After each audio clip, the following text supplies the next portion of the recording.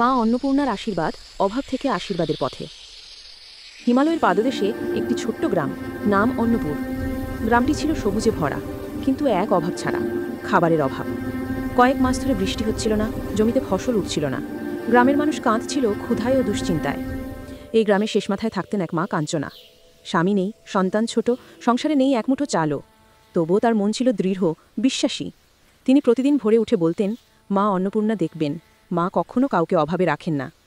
কিন্তু একদিন ছোট্ট ছেলে রিতম ক্ষুধায় কাঁদতে কাঁদতে বলল, মা আজ কি খাবো? কাঞ্চনার চোখে জল এলো, কিন্তু সে বলল, আজ মা নিজেই আমাদের পদ্মা খাবেন।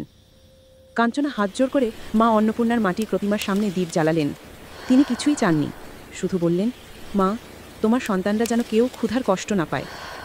ঠিক সেই মুহূর্তেই দরজায় আলতো শব্দ। কাঞ্চনা দরজা খুলে দেখলেন, দাঁড়িয়ে আছেন এক অচেনা স্নিগ্ধমুখী নারী, হাতে ছোট্ট একটি পিতলের হাঁড়ি। নারীটি হেসে দিয়ে বললেন, এই হাঁড়িটা রাখো, যতক্ষণ তোমার ঘরে প্রেম, বিশ্বাস আর পরিশ্রম থাকবে, এই হাঁড়ি তোমাদের অন্ন দেবে।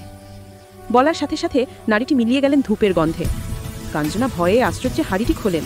দেখেন ভরে আছে গরম ভাত, খিচুড়ি, ডাল, তরকারি, যেন দেবী নিজে রান্না করে পাঠিয়েছেন। সেই দিন থেকে গ্রামের মানুষ থেকে শুরু করে দূর দূরান্তের মানুষও কাঞ্চনার ঘরে এসে খাবার পেত। হাঁড়িটি কখনো ফাঁকা হতো না, কারণ সেটি ছিল মা অন্নপূর্ণার দয়া ভরা অক্ষয় হাঁড়ি। গ্রাম ধীরে ধীরে সমৃদ্ধ হলো, বৃষ্টি এলো, ফসল উঠল, শিশুর মুখে হাসি ফিরল। সবাই জানল, যে নারী এসেছিলেন তিনি আর কেউ নন, মা অন্নপূর্ণা স্বয়ং।